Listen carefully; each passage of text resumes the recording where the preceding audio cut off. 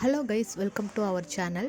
Happy போகி to all. நம்ம channel first time பார்க்குறீங்க அப்படின்னா கண்டிப்பாக சப்ஸ்கிரைப் பண்ணிடுங்க. பொங்கல்னாலே எல்லாருக்குமே ஸ்பெஷல் தான். எங்கள் வீட்டில் எப்படி ஸ்பெஷலாக கொண்டாடணும்னு சொல்லிட்டு இந்த வீடியோவில் நான் ஷேர் பண்ணுறேன். மார்னிங்கே சாமி கும்பலான்னு சொல்லிட்டு அதுக்கு என்னென்ன டிஷ்ஷஸ் செய்யலாம்னு சொல்லிட்டு ஃபஸ்ட்டே ப்ரிப்பேர் பண்ணி வச்சாச்சு. அதுக்கு முன்னாடி ஒரு ஸ்ட்ராங்காக ஒரு டீ போட்டு குடிச்சிட்டு நம்ம ஒர்க்கை ஸ்டார்ட் பண்ண ஆரம்பிச்சிட்டேன். ஃபர்ஸ்ட்டெல்லாம் சமைக்கிறதுக்கு அந்தளவுக்கு இன்ட்ரெஸ்ட் இருக்காது. அதே மட்டும் ஒரு டிஷ் செய்கிறதுக்கே ரொம்ப கஷ்டமாக இருக்க மாதிரி ஃபீல் ஆகும். ஆனால் இப்போ பாப்பாலாம் வந்து எனக்கு இது வேணும் அது வேணும் அப்படின்னு சொல்லிட்டு கேட்கறதுனால அவங்களுக்காகவே செய்யணும்னு சொல்லிட்டு ஸ்பெஷலாக செய்ய வேண்டியதாக இருக்குது. ஃபர்ஸ்ட் நான் வந்து டிஃபன் சாம்பார் செஞ்சிடலான்னு சொல்லிட்டு அதுக்கு சிறுபருப்பும் தோரம்பருப்புமே 2 கலந்தாப்பில் எடுத்துக்கிட்டேன். ப்ளஸ் அது கூடவே வந்து வெங்காயம், தக்காளி, பச்சை மிளகா ப்ளஸ் சீரகம், மஞ்சத்தூள் இது எல்லாமே குக்கரில் ஒரே இதில் போட்டு வேக வச்சிடலான்னு சொல்லிட்டு வச்சுட்டேன். சைட் பை சைடு இட்லியும் ஊற்ற ஆரம்பிச்சிட்டேன். டிஃபன் சாம்பார் ரொம்பவே ஈஸி. அதனால தான் நான் சட்னிக்கு பதிலாக டிஃபன் சாம்பாரே செஞ்சிடலான்னு சொல்லிட்டு இதை பண்ணேன். ப்ளஸ் வந்து நிறைய பேர் வந்து வெறும் சிறுபருப்பு வச்சு செய்வாங்க. பட் வந்து சிறுபருப்பும் தோரம்பருப்பும் 2 சேர்ந்து வச்சோன்னா நல்லா டேஸ்ட்டாக இருக்கும். ஸோ நீங்கள் யாராச்சும் ட்ரை பண்ணுறதா இருந்தால் ட்ரை பண்ணி பார்க்கலாம். நெக்ஸ்ட்டு பாயாசம் செய்யலான்னு சொல்லிட்டு 1/2 லிட்டர் பாலை வந்து அடுப்பில் ஊற்றி வச்சுட்டேன். தண்ணி எதுவும் மிக்ஸ் பண்ணாமல் டேரெக்டாக வச்சுட்டேன்.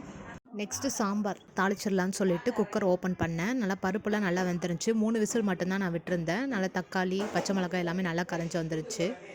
சாம்பார்ன்றதுனால தண்ணி கொஞ்சம் நமக்கு தேவையான அளவு நான் ஊற்றிக்கிட்டேன். தண்ணியாக இருந்தால் தான் கொஞ்சம் நல்லாயிருக்கும் சாம்பார் அப்படின்றதுனால.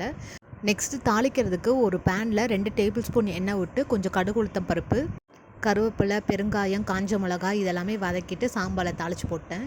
சாமிக்கு வைக்கணுன்றதுக்காக எதுலேயுமே டேஸ்ட்டே பார்க்கக்கூடாது. ஸோ சால்ட்லேருந்து எல்லாமே வந்து அளவாக தான் போட்டு வைக்கிறேன். யூஸ்வலாக சால்ட்டு கம்மியாக போடுறது நல்லது தான். அதிகமாக போட்டால் நம்ம அதை சரி பண்ணவே முடியாது. ஸோ சால்ட்டு கம்மியாக சேர்த்துக்கிறது பெட்டர். சாம்பார் கொதிச்சதும் அது ஒரு பேனில் சேஞ்ச் பண்ணிவிட்டு இட்லியை வந்து ஒரு ஹாட் பாக்ஸ்லேயும் எடுத்து வச்சுட்டேன்.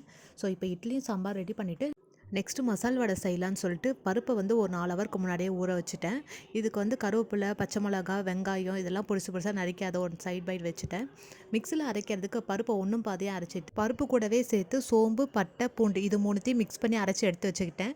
நெக்ஸ்ட்டு பாயாசம் செய்யலான்னு சொல்லிட்டு வறுத்த சேமியா, பாயாசம் வைக்கிற சேமியா வாங்கிட்டு அது 2ம் பாதியாக உடச்சி குக்கர்லேயே செஞ்சிடலான்னு சொல்லிட்டு அதிலே போட்டேன்.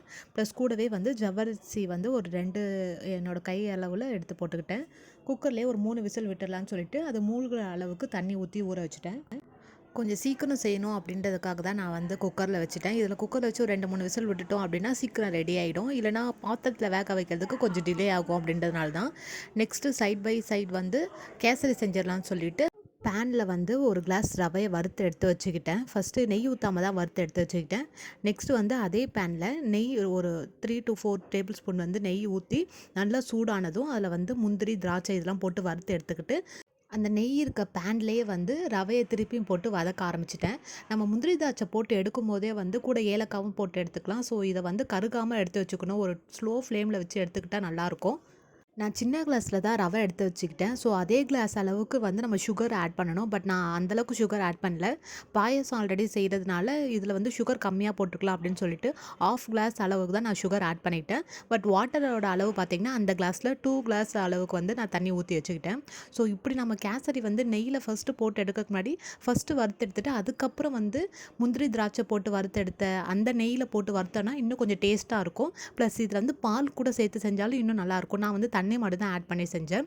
இதுவே நல்லா டேஸ்ட்டாக இருந்துச்சு. ஃபுட் கலர் எதுவும் ஆட் பண்ணாமல் மஞ்சத்தூள் மட்டும்தான் நான் ஆட் பண்ணியிருந்தேன். சமைக்கவே தெரியாதவங்க கூட ஃபர்ஸ்ட் டைம் கேசரி செஞ்சால் ஓரளவுக்கு நல்லா சமைக்கலாம். ஸோ இந்த மாதிரி ட்ரை பண்ணி பாருங்கள், கண்டிப்பாக நல்லா வரும்.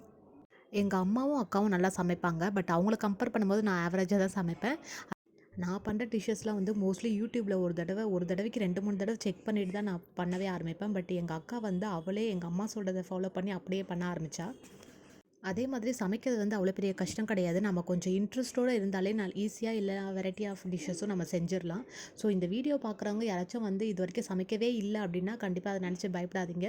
உங்களுக்கு ஒரு இன்ட்ரெஸ்ட் எடுத்து யூடியூப்பில் நீங்களே பார்த்து கற்றுக்கிட்டிங்கன்னா ஈஸியாக வந்துடும். பாயாசம் 3 விசில் வந்ததும் ஆஃப் பண்ணிட்டேன். இது பாருங்கள் நல்லா வெந்துருந்துச்சு. ஸோ இது வந்து ரொம்ப குயிக்காக நம்ம ஒரு டிஷ் செய்யணும், ஒரு ஸ்வீட் செய்யணும் அப்படின்னா தாராளமாக குக்கரில் யூஸ் பண்ணி செஞ்சிடலாம். பட் வந்து தண்ணி வந்து ப்ராப்பராக வைக்கணும்.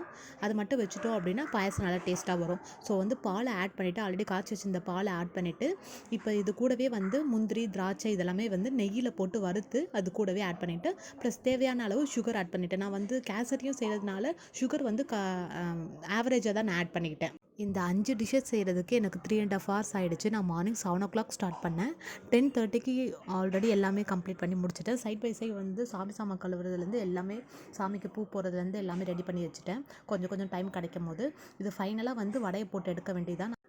எண்ணெய் நல்லா சூடானதுக்கப்புறம் நம்ம பேனில் போட்டு எடுக்க வேண்டியது தான் வடையை. பட் வந்து ஸ்லோவாக வச்சு தான் நம்ம எடுக்கணும். இல்லைனா வந்து ரொம்ப ஹை ஃப்ளேமில் வச்சு நம்ம போட்டோம் அப்படின்னா கொஞ்சம் கலர் சேஞ்ச் ஆகிடும். அது வந்து சாப்பிட்றதுக்குமே அந்தளவுக்கு டேஸ்ட்டாக இருக்காது.